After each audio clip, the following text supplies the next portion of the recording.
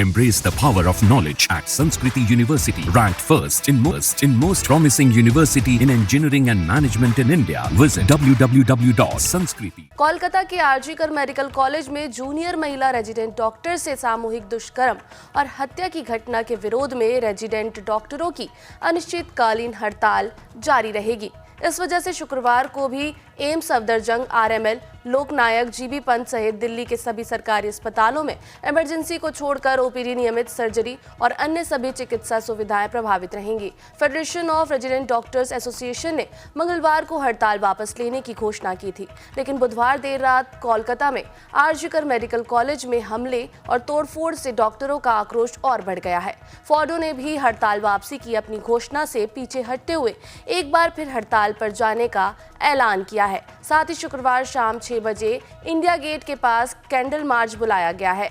वहीं इसी पर केंद्रीय मंत्री चिराग पासवान ने घटना की निंदा की है और ममता बनर्जी पर जमकर हमला बोला है। आइए सुनाते हैं आपको। इस तरीके से मैंने हमेशा इस बात को कहा है कि अगर कोई भी ऐसी घटना घटती है, भले वो किसी भी राज्य में हो, किसी भी सरकार के तहत, इस तरीके की घृणित घटनाओं को कतई किसी भी सभ्य समाज में स्वीकार्यता नहीं दी जा सकती और जो भी दोषी हों उसके ऊपर कड़ी से कड़ी कार्रवाई होनी चाहिए।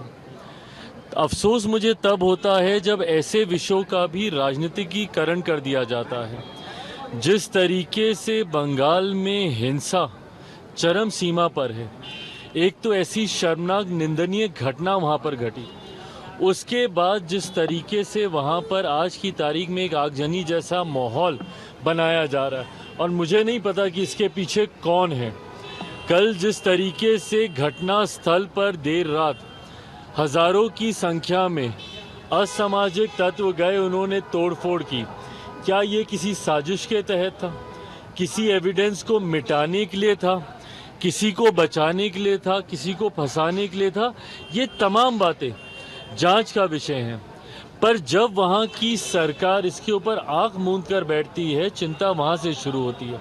और ये वही सरकार है जो देश में कहीं पर भी कोई ऐसी घटना होती है तो सबसे ज़्यादा आवाज़ बुलंद करने वाले ये लोग होते हैं।